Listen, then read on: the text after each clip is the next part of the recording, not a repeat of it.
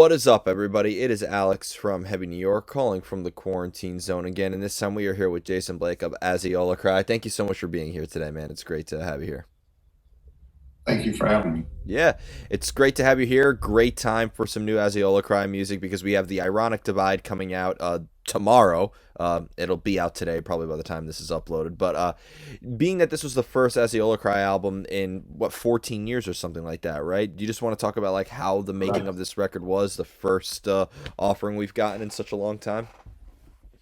Yeah, well, it's quite a story why it took so long.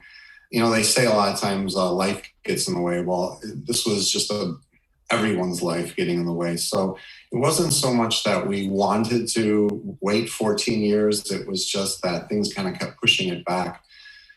And so we went into the studio, recorded it, and really just had an intention of picking up where we had left off.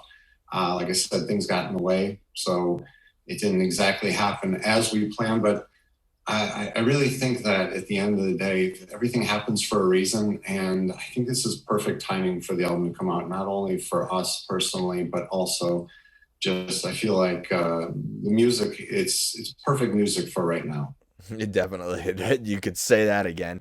And like maybe you were holding off on releasing it till the world like went bad, and then like it was like, okay, now it's the time for people to um Yeah, let's go with that. with these four songs that we're hearing on this album in this 14-year period, though, is what we're hearing how these songs were originally written and structured and arranged, or did these songs maybe like change a lot over a span of time? They've gone through a little bit of a formation. I would say I would say for the most part they're similar to what they started as, but we've put definitely a lot more time and energy into it because we had more time and energy. So I would say that they've evolved over that time. One of the things that I knew I wanted to do was just make this album different than what we did on the first two. So like right out of the bat, I knew that I wanted Ann Cowards to come heavy from the first second of the album to the very end. So there were things that maybe we took away. I had done the ambient sort of soundscape beginning in on the last two albums, and so I wanted to kind of strip that away. So we went right into the album. There's a few things like that that kind of evolved and changed over the course of this time to make it the album that it is today. Yeah, and they also vary a lot in song lengths as well. I mean, to have a song like and Cowards, it's 9.5 minutes, but then to have also a song that's like 21 minutes, it seems like there's a lot of experimentation involved in the songwriting process, right? Yeah, there is. It starts with me putting together on the war guitar basic ideas, and then it goes to the other two guys, and they put their stamp on it. So there's a general idea that we go into the album with, and then we start to kind of mold it into becoming a little bit of pieces of everybody else involved in it. hmm Is there ever a time where maybe concepts or a certain meaning could dictate the direction of the sound of the music as well? For sure. So one of the things that I do with this music is I like to think of a storyline first. So before any of the music's actually written, I create an idea of what would essentially be a movie in my head. So for this one, it started a while ago where I had thought of this idea. Uh, I had been doing some studies around the idea of nature versus nurture. And I thought about the idea, how can somebody be born?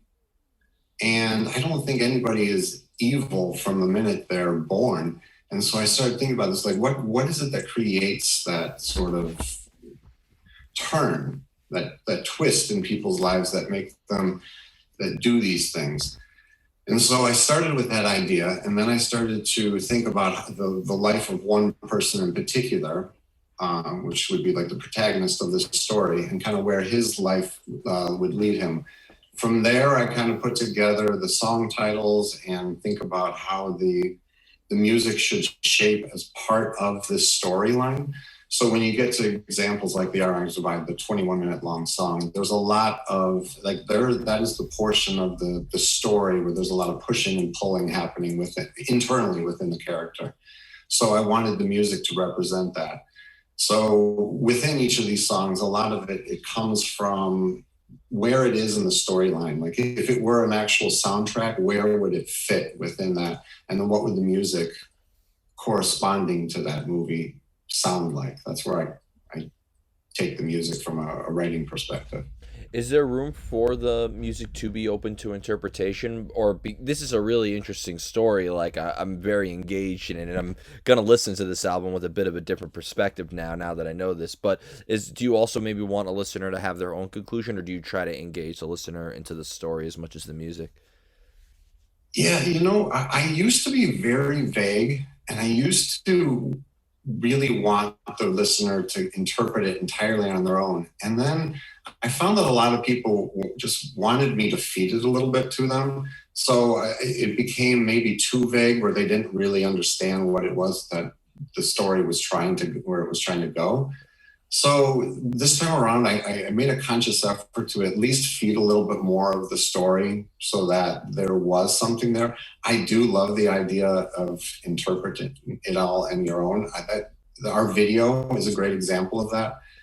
Uh, we just did one for Ann Coward's, the first song, and there's a lot of, in my mind, symbolism with what the animation and what's happening in the story. It could be interpreted however you want.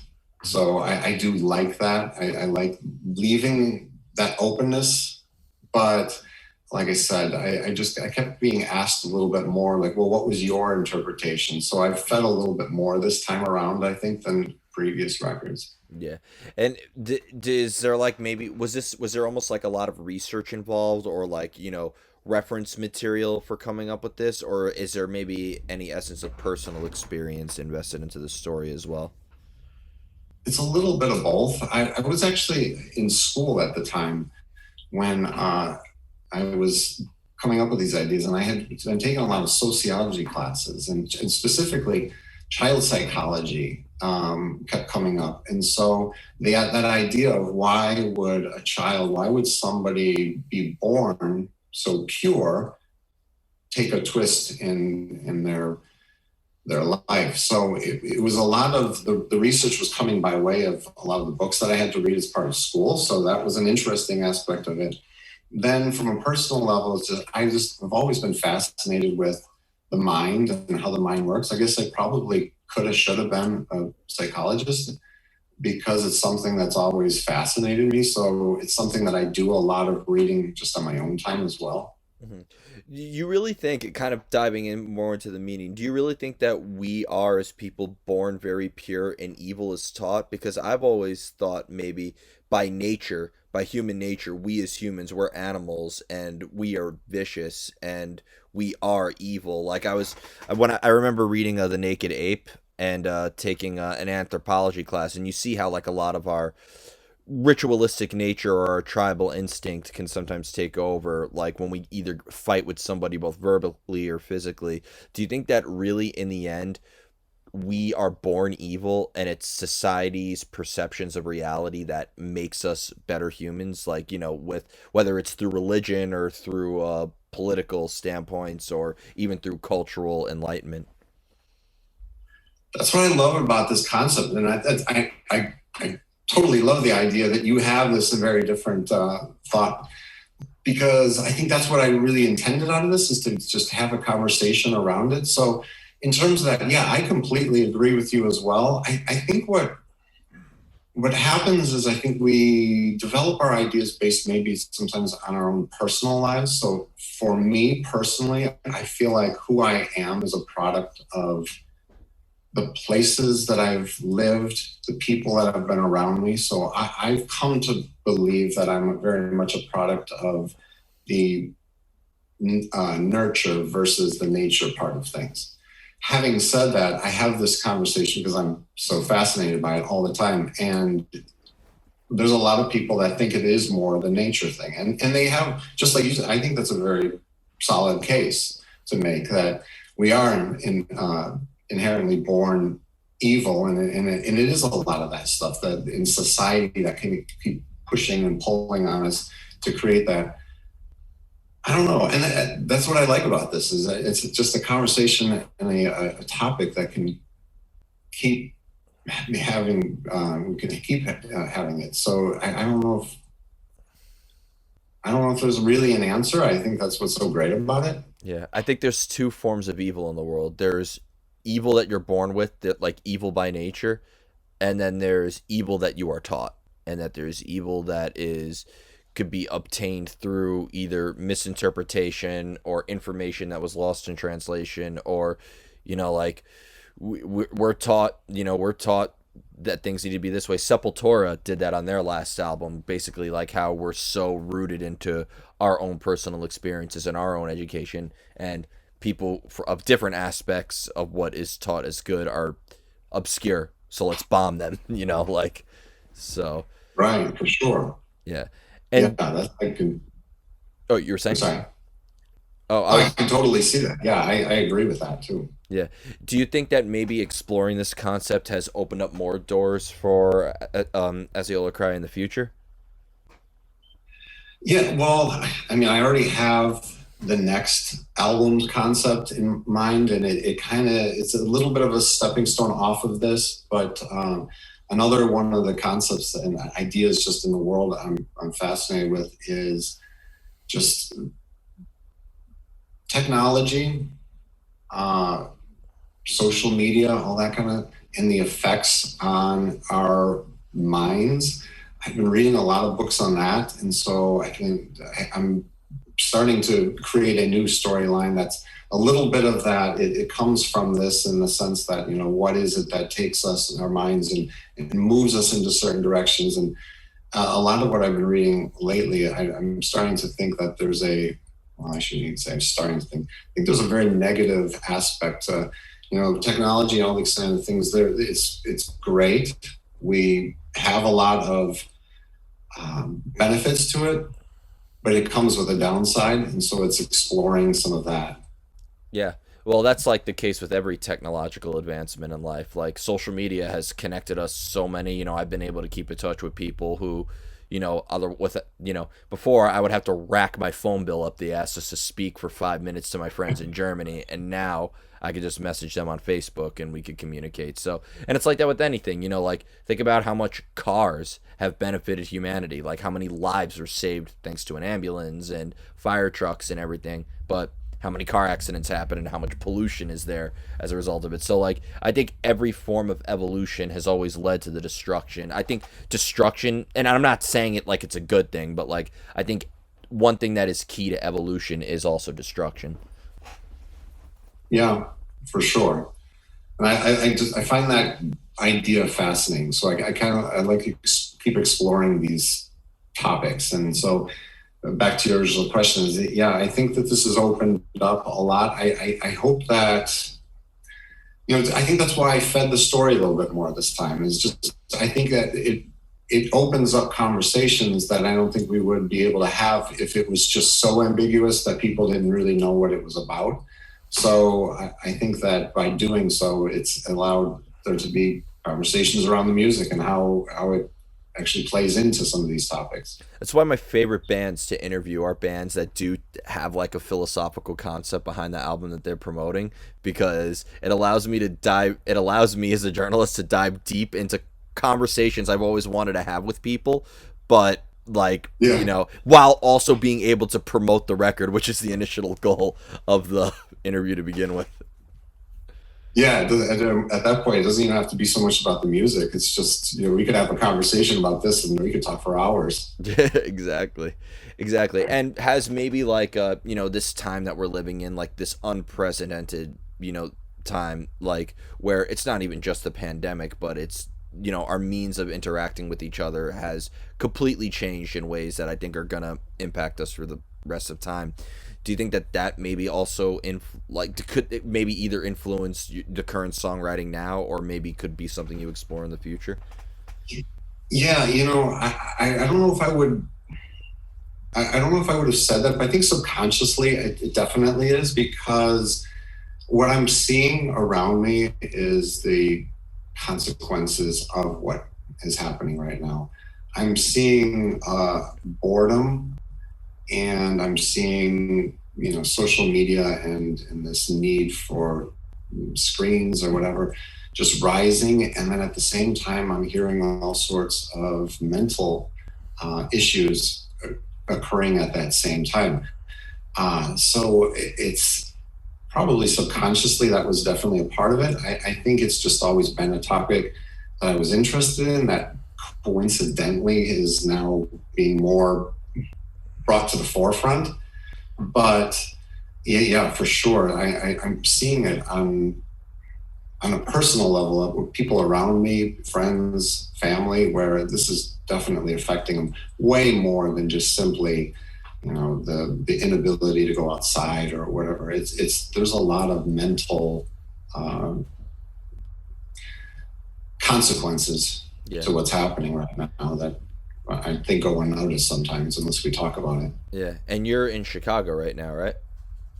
Yeah. Yep. And that kind of led me into my next question, kind of like going more back into music scenery. But like, I've always said that Chicago is really one of the most happening music scenes throughout musical history. I mean, because of how diverse it is, I've noticed. Like, you take a city like Seattle, people associate it mainly with grunge. You take a city like LA, glam metal. You take a city like Tampa, death metal. New York City, hardcore. But, like, Chicago, you have Smashing Pumpkins. You also have Ministry. You have Disturbed. You have Harm's Way blowing up out of there right now. How has the Chicago metal scene sort of like been? And obviously referencing to pre-pandemic. Yeah. Oh, I would agree with you. I think it's actually been quite a great scene. I think that there's a lot of cool bands. And to your point, I think it's very diverse. I don't think, you know, when we do shows, it's not like we get lumped with all sorts of progressive rock bands that sound just like us. I think that because there's such a diversity of music here, we get lumped, more of the heavier stuff, but it doesn't always necessarily sound exactly the same. And I think that when like you mentioned some of those other cities, that sound is that sound. So I feel like everything is going to be just a derivative of something similar where we find ourselves playing and love that, actually playing with bands that sound nothing like us. So I think it's quite a cool scene here right now. You're gonna get the Celine Dion gig soon, sometime, opening up for her. Hope so. And hey, stranger things have happened. Yeah, Yeah. and it has to be kind of easier to start a band there and easier to maybe like book shows and stuff if when it's like it seems like there's no like no, we only want death metal bands on the spill, or we only want black metal bands on the spill, or we only want rock bands on the spill. It seems like you could play a show and people are going to show up and enjoy it regardless, right? Yeah, I would agree with that. There's just certain clubs that people like to just go and hang out and be a part of the scene there. So no matter what's playing there, it's just people are there. So it helps for the bands that are playing at these venues. So it's kind of Definitely, nice. definitely. And the final question I wanted to ask you is about songwriting. You ready for the most difficult question of the whole interview? Yeah, here we go. How do you know when a song is done? Yeah, well, especially when you write 21-minute long songs, how do you know when it's done? That is a good question. I actually recently asked a painter friend of mine because I was watching them do some abstract painting, and I asked that same question. I thought, how do you know when your painting is done? And I'm going to answer it the same way he answered it. Is he said, you just know. And so I kind of once he said that, I was like, you know what? That's a really good answer. You take a step back from it, and you just realize, yeah, that's where it's done. That's where it's finished. Especially when you write these long songs like I do, it doesn't always necessarily come from a verse, chorus, verse. Okay, now I'm done, because the traditional song would be over at this point. it comes more from, I just feel like this is where I want this one to end, and I feel like this is uh, what I want to say with it, and you just know, like it's like my friend said, you just know. So Yeah, fair enough. I love the answer, and I'm going to use his answer. Mhm. Well, I think it could go back to a style thing as well, because like traditional song structure, you're right, like, verse chorus and a guitar solo and then one last chorus and then it ends. There's a traditional aspect, but your music is like Jackson Pollock as a musician in a way, you know what I mean? Like, Yeah, and I think that like the music being so abstract, you really, yeah, and Jackson Pollock, when he was asked how do you know when you're done making a painting, totally obscure answer was like, how do you know when you're done making love? Like, how do you know? So I feel like the music is very abstract in a way where like you could continue adding stuff on top of it and taking stuff away from it. you can, and then that's where you just, at some point, you just feel it, and you just kind of know, like, this is what I wanted to say with this one, and this is where I wanted to end. Because you're right, they could all be 21-minute long songs if I let them be, but there's just that one. I knew I wanted it to go through a transition, and I wanted there to be different. I mean, each of the four parts have a very unique sound to them, and I knew I wanted to do that. Otherwise, I don't typically want every song to be 21 minutes long. That's not a goal I set out to achieve when I start writing. It's just that in that particular case, it felt necessary. Otherwise, you just feel that, yeah, this is where this one has it's said what it needs to say, and now I need to move to the next one. Yeah, and not to mention your music is fairly experimental to begin with, so it almost seems like the sky is the limit in terms of just the sound alone. Yeah, there's that too. I mean, I don't think anybody's holding us to a verse chorus song structure at that point. So we're free to do what we would like, really, at the end of the day. Yeah, definitely. So before we go, I want to thank you so much for your time and for a great conversation. It was really good to be able to really talk about psychology. It's a subject matter that's always fascinated me for a long time. Yeah, for sure. Yeah, anytime. It is a topic of conversation where I feel like you could just sit down and talk for hours and then not realize that hours have passed, because it's just such a fascinating topic of conversation. Yeah, well, pre-pandemic, I couldn't really have this conversation too much because it's more like the response is "Shut up! I'm watching the band play." you know. But is there just anything else with the release of this album that you would like to promote, or anything else you would like to plug for Aziola Cry? Well, obviously we have our website, aziolacry.com. I think the hardest thing with the band name is just that people don't always know how to spell it. So AZIOLACRY.com. And then we're on all the social media outlets. We just put out a video for Ann Cowards, and there's another one or two videos in production right now. So I'm excited to get those out there, probably within the next month or so. Awesome. Well, thank you. So Yeah. Well, thank you so much, everybody. Aziola Cry. Be sure to check out the brand new album out tomorrow. This is Alex from Heavy New York. We will see you next time.